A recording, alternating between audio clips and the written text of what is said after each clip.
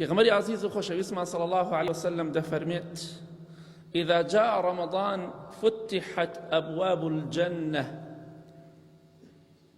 کاتێک کە ڕەمەزان هات دەرگاکانی بەهەشت هەمووی دەخرێتە سەر پشت. ئێستا دەرگاکانی بەهەشت لەسەر پشتە، 4 ڕۆژە دەرگاکانی بەهەشت خراوەتە سەر پشت بۆ ئێمە.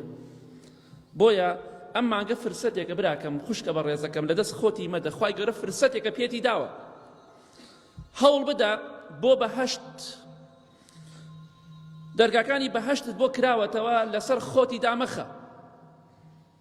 دەرگاکانی بەهەشتت بۆ کراوەتەوە هەوڵی بۆ بدە. دەرگاکانی بەهەشت لەسەر خۆت دامەخە بە گوناه و بە تاوان، بە سەرپێچی و فەرمانەکانی خوای پەروەردگار بکەی، فەرمانەکانی پێغەمبەری خوا بکەی صلی الله عليه وسلم. دەی مرد و عاقڵ و تێگەشتوو ئەو کەسەیە دەرگاکانی بەهەشت کراوەتەوە بەهەشتی خوا بەدەست بێنێ. ئەوە فەزڵی مانگی ڕەمەزانە، دەرگاکانی بەهەشت هەمووی کراوەتەوە.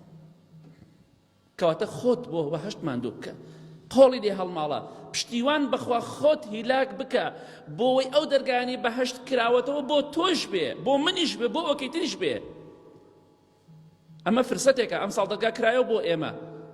ساڵەتر خوا دەزانی ئێمە دەمرینیان دەمێنین، پارێکش بۆ هەندێک لە خزمەکان و خۆشەویستەکانمان کرایەوە، ئەوەی کە ڕۆژووی گرت سەربەرز بوو، ئەوەشی نەیگرت هەر مرد، بەڵام شەرمەزاری لای خوا بوو.